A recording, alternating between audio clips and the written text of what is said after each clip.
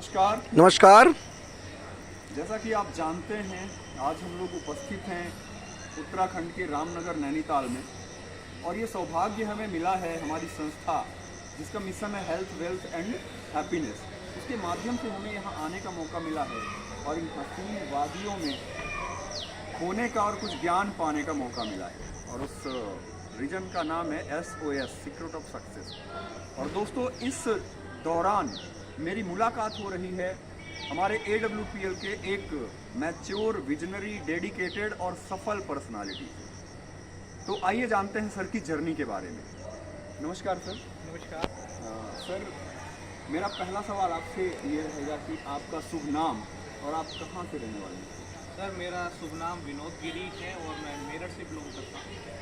जी sir, बहुत बढ़िया शहर है मेरठ। मैं समझता हूँ कि हमारे स्वतंत्रता संग्राम की जो जंग छिड़ी थी उसकी शुरुआत भी मेरठ से हुई। और आज हमारे देश की जो दूसरी सबसे बड़ी समस्या है बीमारी और बेरोजगारी, उसकी भी जंग छिड़ गई है। और अच्छा है, मुबारक हो सर, वो भी मेरठ से। जी। तो मेरा अगला सवाल ये रहेगा सर कि AWPL में आने से पहले आप क्या करते थे और कैसे आपकी AWPL में शुरुआत हुई?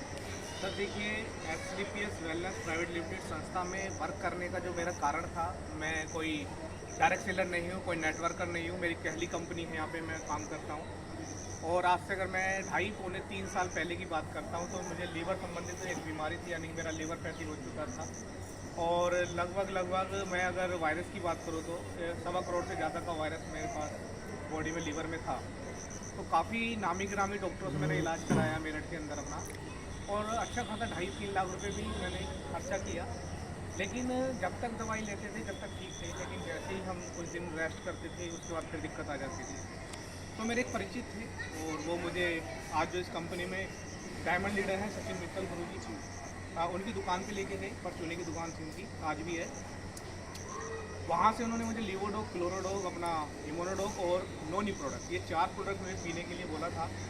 तो समस्या इतनी ज़्यादा गंभीर मुझे लग रही थी कि मैंने इकट्ठा ही मंगा लिया था। उन्होंने बोला कि सर यहाँ पे अगर आप आधार कार्ड पे मंगाते हैं तो आपको डिस्काउंट मिल जाएगा। तो लगभग वो 14-14.5 हज़ार रुपये का प्रोडक्ट आया था, आज से 3 साल के लगभग हो चुका।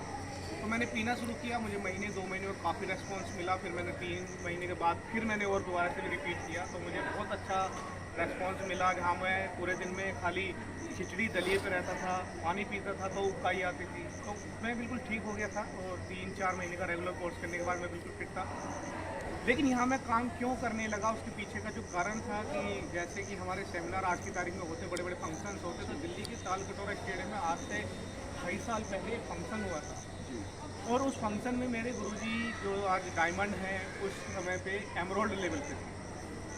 और जब मैं गया उस फंक्शन को देखा, वो ज़बरदस्ती लेके गए थे मुझे कि सर आप चल के तो देखो एक बार ये दुनिया है क्या।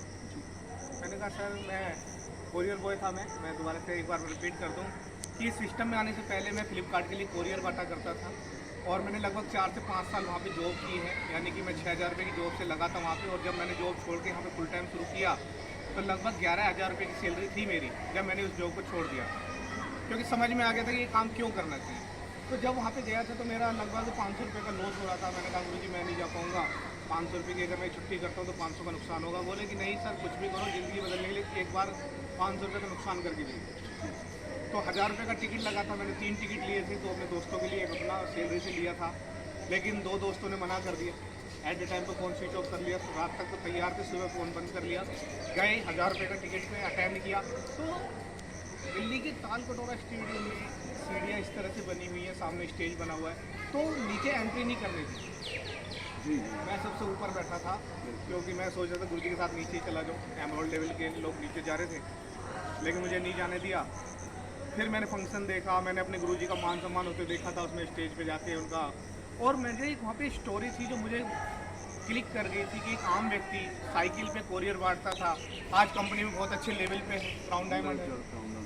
और मैं कुणाल यादव जी की बात कर रहा हूँ, तो उस टाइम पे सर का शायद ब्लैक डायमंड था, शायद इतना मुझे ध्यान नहीं है अभी। तो उनकी जब स्टोरी सुनी, वो स्टोरी मुझे क्लिक कर गई कि एक व्यक्ति बाइक साइकिल पे कोरियर बांट रहा है, आज वो करोड़पति बन सकता है। तो मैं तो फिर भी ये सोच के मैं बाइक पे कोरियर बांट रहा हूँ, लेकिन कोरियर वालों की कोई मतलब वैल्यू अगर हम किसी दूसरे व्यक्ति से जो हमें कोरियर मंगाता है, अगर वो हमें इस तरह की लैंग्वेज इस्तेमाल करता है कि अगर आप सुनेंगे तो शायद सोचेंगे कि यार इस काम को तो आज ही छोड़ दो तो ज़्यादा बढ़िया है। वो काम किया, लेकिन मजबूरी थी और कोई जॉब मिली नहीं थी तो वो काम कर रहे थे। लेकिन जब इस सिस्टम में उस व्यक्ति की मैंने बात सुनी, वो मुझे क्लिक कर दी और मैंने कहा कि चलो अब करते हैं। धीरे धीरे काम करना शुरू किया सर। और जब यही आज जो SOS है, ये मेरी चौथी SOS है। जब मुझे 4 दिन की छुट्टी लेनी थी तो मुझे मैनेजर ने बोला कि सर या तो आप इस जॉब को करें या जो काम के लिए आप छुट्टी ले रहे हैं उस काम को करें। डिसीजन लेना था। मैंने अपने सीनियर के साथ बैठ के फिर डिस्कस किया कि सर 11,000 की जॉब में मैं अपनी फैमिली को भी चला रहा हूँ, अगर आज मैं जॉब छोड़ दूंगा तो शायद मैं अपनी लाइफ में सर्वाइव नहीं कर पाऊँगा। लेकिन हाँ, मैंने उनको ये बताया था कि मैं 4 साल से करूँ तो मेरा अच्छा खासा यहाँ पे 1-1.5 लाख रुपये का अपना फंड इकट्ठा हो गया है, तो मैं 2-4 महीने मैनेज कर सकता हूँ। उन्होंने बोला सर 2-4 महीने कर सकते हो तो ठीक है, आप आ जाओ, फिर हम आपको सपोर्ट करें। शुरू किया सर। तो मैंने जो रिज़ाइन लिख के दे दिया था, SOS में आया था मैं उस टाइम पे जब SOS में आया था मैं सिल्वर लेवल पे था। जब मैंने पहली SOS की थी मैं सिल्वर लेवल पे था और ये मेरी चौथी है। आज मैं अपकमिंग स्टार सफायर हूँ। क्या ग्रेट, ताली।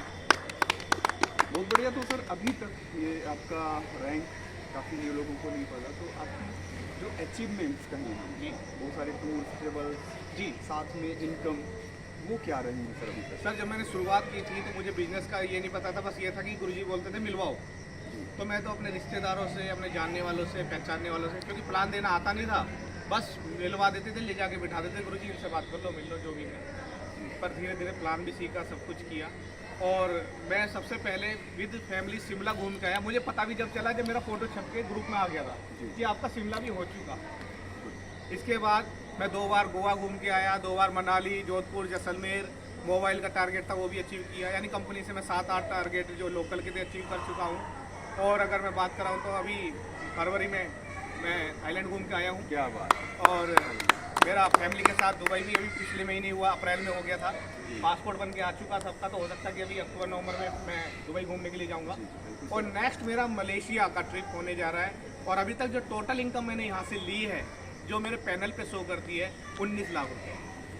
क्या बात है सर, क्या बात है, बहुत बढ़िया। बहुत ही बेहतरीन आपका जो है तो लाइफ जर्नी रहा है। बहुत अच्छे डिसीजन लिए हैं आपने, अपने आप को साइकिल, मोटरसाइकिल से कार और साथ में विदेश की बाहर सारी चीज़ें ली थी।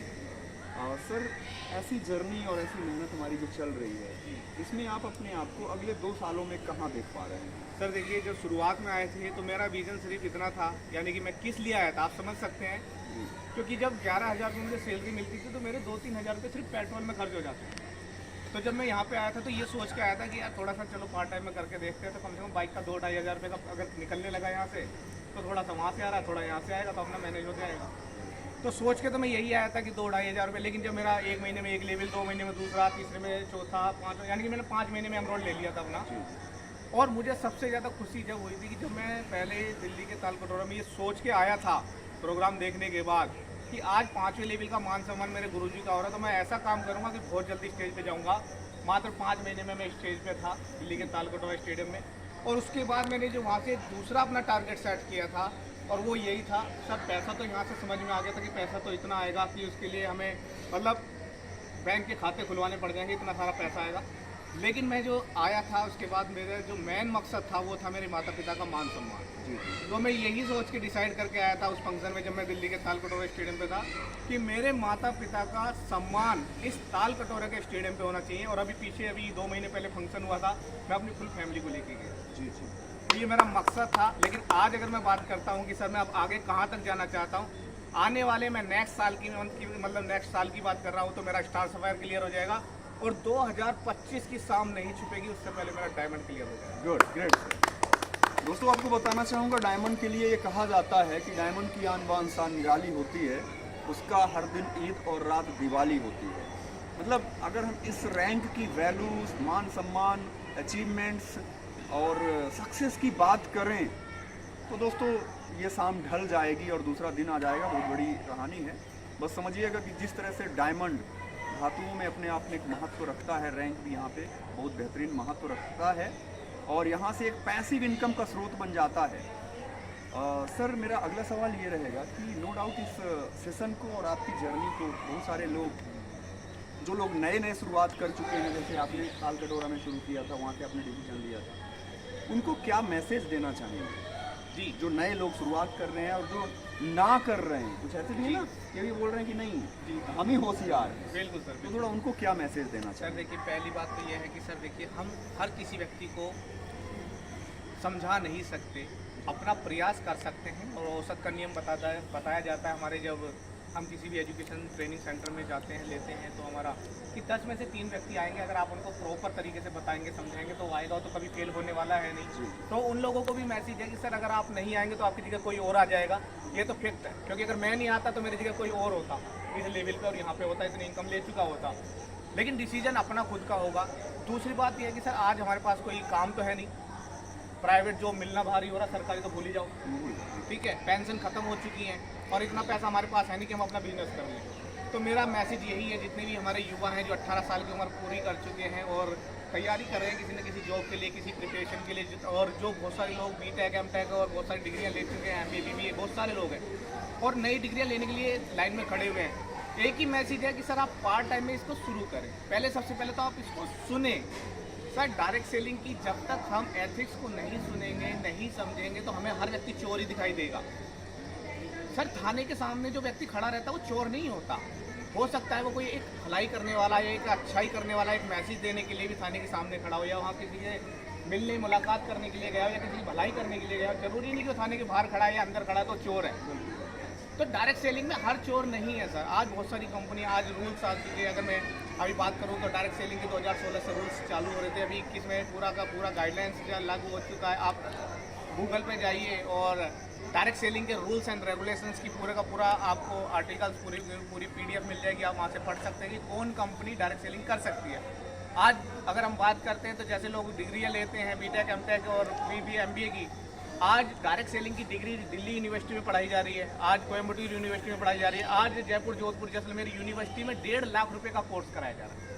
तो जब उस कोर्स को करने के बाद भी आप इसी काम को करेंगे। और आज हम जो आपको बता रहे हैं कि सर कुछ नहीं करना, हमारी संस्था का एक छोटा सा लोगो है। सबसे पहले हमारे जो वेलनेस के या जितनी भी हमारी कैटेगरी है, 8 कैटेगरी में हमारी कंपनी काम करती है, सबसे पहले उसको यूज़ करें। हम आपको ये नहीं करें कि आप हमारी कंपनी से जुड़ें या प्रचार करें, नहीं। सबसे पहले आप प्रोडक्ट को यूज़ करें। अगर आपको लगता है इससे कोई बेनिफिट या कोई रिजल्ट आपको मिला है तो उसको सिर्फ आपको शेयर करना है। एज ए यूज़र आपको बनना है, प्रमोटर आपको बनना है, और लाखों करोड़ों रुपए की इनकम आप यहाँ से ले सकते हैं। तो बस एक छोटा सा मैसेज है कि सर आप कुछ भी करें, लेकिन एक बार जो व्यक्ति आपको डायरेक्ट सेलिंग के बारे में, SLPS के बारे में बताने के लिए आया है, कम से कम आधा घंटा बैठ के उसकी बातों को जरूर सुनें। थैंक यू सर, बहुत बेहतरीन आपने रिप्लाई दिया है और बहुत अच्छी सर की जर्नी रही है। और दोस्तों यकीन मानिए सर की जर्नी डुप्लीकेबल है। जो लोग भी सुन रहे हैं, जो लोग सर को जानते हैं, मैं अपना बिना नाम बताए आप सभी को एक मैसेज देना चाहूँगा, एक रिक्वेस्ट करना चाहूँगा। आप मुझसे पर्सनल बात कर सकते हैं, तो कोई बात नहीं, सर के माध्यम से मिल जाऊँगा कहीं ना कहीं, फिर मैं अपना सारा परिचय दे दूँगा। लेकिन बीइंग इंडियन एक मैसेज है कि दोस्तों अगर आपके ज़िंदगी में कोई भी तकलीफ़ है, किसी भी प्रकार की तकलीफ कोई भी, तो आप इस मिशन को जाने समझें और शुरुआत करें। जो लोग मेरठ से हैं और अगर ये वीडियो देख रहे हैं तो दोस्तों सर से कॉन्टेक्ट करें और शुरुआत करें। और साथ ही हमारे साथ में ये जितने भी फाइटर्स यहाँ पे उपस्थित हैं, सब लोगों की एक अनोखी जर्नी है, सब लोगों का अपना एक अनुभव है। आप सभी इनमें से जितने लोगों को जानते हैं उनसे कॉन्टेक्ट करें, शुरुआत करें। और सर मैं आपके उज्जवल भविष्य की कामना करता हूँ। Thank you so much and go diamond.